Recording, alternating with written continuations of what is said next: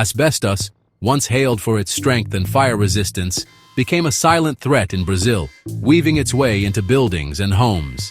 For years, the use of this hazardous material continued, despite growing awareness of its devastating health impacts.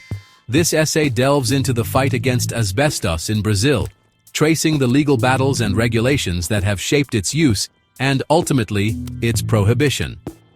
The journey towards an asbestos-free Brazil has been long and arduous, marked by legal challenges and persistent advocacy. In 2017, a pivotal moment arrived when the Brazilian Supreme Court issued a landmark ruling, banning all forms of asbestos nationwide. This decision sent shockwaves through industries that had long relied on the mineral, forcing them to confront the consequences of its use and seek safer alternatives. However, the fight was far from over. The years following the Supreme Court's decision witnessed a series of legal battles and regulatory changes as the country grappled with the legacy of asbestos use. In Goiás, a state heavily reliant on asbestos mining, attempts were made to circumvent the ban, leading to protracted legal challenges that continue to this day. The year 2017 marked a turning point in Brazil's fight against asbestos. The Supreme Federal Court, in a historic decision, declared the use of all types of asbestos unconstitutional, effectively banning the material nationwide. This landmark ruling, a culmination of years of advocacy by health professionals and labor unions, recognized the inherent dangers of asbestos and its devastating impact on human health. The STF's decision was a resounding victory for public health, but it also unleashed a wave of legal and economic challenges.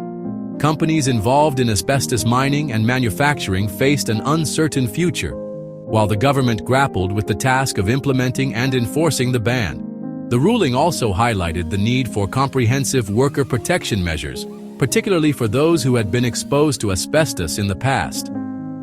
Despite the challenges, the STF's decision sent a clear message. Protecting human health takes precedence over economic interests. The ruling paved the way for stricter regulations and increased scrutiny of industries that had long profited from the use of this hazardous material. It also empowered workers and communities affected by asbestos-related diseases to seek justice and demand accountability. Protecting workers from the deadly effects of asbestos has been a central focus of Brazil's efforts to eliminate its use. The Ministry of Labor, through a series of regulations, has sought to minimize exposure and provide comprehensive health protections for those working in industries where asbestos is present. These regulations encompass a wide range of measures, from mandatory personal protective equipment to strict handling and disposal procedures. One of the key regulations governing asbestos exposure is NR 15, which sets specific limits on worker exposure to hazardous substances, including asbestos. This regulation mandates the use of appropriate respiratory protection, protective clothing, and engineering controls to minimize airborne asbestos fibers. It also requires employers to provide regular medical examinations for workers exposed to asbestos, ensuring early detection and treatment of any asbestos-related health issues.